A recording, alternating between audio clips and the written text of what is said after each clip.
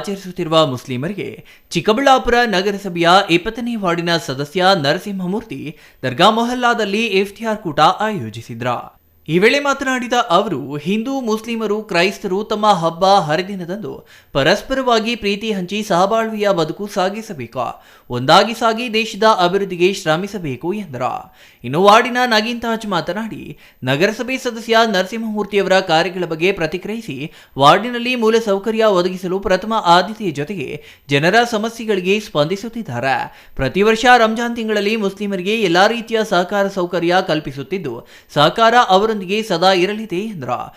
ರಂಜಾನ್ ಹಬ್ಬದ ಪ್ರಯುಕ್ತ 23ನೇ ಉಪವಾಸದಂದು ನಮ್ಮ ಎಲ್ಲ ಸ್ನೇಹಿತರಿಗೆ, ಉಪವಾಸವಿರುವಂಥ ಎಲ್ಲ ನಮ್ಮ ಮುಸ್ಲಿಂ ಬಾಂಧವರಿಗೆ, ನನ್ನ ವಾರ್ಡಿನ ನಾಗರಿಕರಿಗೆ, ಇದು ನಮ್ಮ ಪರವಾಗಿ ನನ್ನ ವಾರ್ಡಿನ ಸದಸ್ಯನಾಗಿದ್ದರಿಂದ ನಾನು ಸ್ನೇಹ ಸೌಹಾರ್ದತೆಗಾಗಿ ನಾವು ಹಿಂದೂ ಮುಸ್ಲಿಂ ಅನ್ನೋ ಭೇದ ಭಾವ ಇಲ್ಲದೆ ನಾವು ಪ್ರತಿ ವರ್ಷ ಇದೇ ಥರ ಅವರ ಹಬ್ಬಗಳನ್ನ ನಮ್ಮ ಹಬ್ಬ ಥರ ಅವ್ರ ಹಬ್ಬ ಥರ ಅರ್ಚನೆ ಮಾಡ್ತೀವಿ. ಅದರ ಒಂದು ಅಂಗವಾಗಿ ಇವತ್ತು ಯಾರು ಉಪವಾಸ ಇರ್ತಾರೆ ಎಲ್ಲರಿಗೂ ಸ್ನೇಹ ಸೌಹಾರ್ದವಾಗಿ ಒಂದು ಇಫ್ತಿಯಾರ್ ಕೂಟವನ್ನು ಆಯೋಜನೆ ಮಾಡಿದ್ದೀವಿ.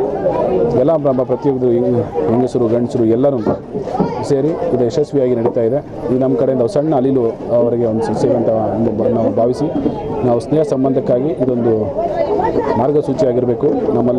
ಇದು ನನ್ನ ಮೊದಲಿಂದ ಸುಮಾರು ವರ್ಷಗಳಿಂದ ನಾವು ಮಾಡ್ಕೊಂಡು ಬರ್ತಾ ಇದ್ದೀವಿ. ಅದು ಸಣ್ಣ ಕಾರ್ಯಕ್ರಮ ಮಾಡ್ತಾ ಇದ್ದೀವಿ.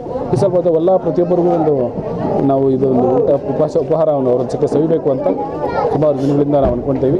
ಇನ್ನು ಈ ಸಂದರ್ಭದಲ್ಲಿ ನಗರಸಭಾ ಸದಸ್ಯರಾದ ಮಹಮ್ಮದ್ ಜಾಫರ್, ಪೌರಾಯುಕ್ತ ಮನ್ಸೂರ್ ಅಲಿ, ಶಾಸಬ್, ಆಜಂ ಪಾಷಾ ಇನ್ನೂ ಹಲವರು ಹಾಜರಿದ್ರ.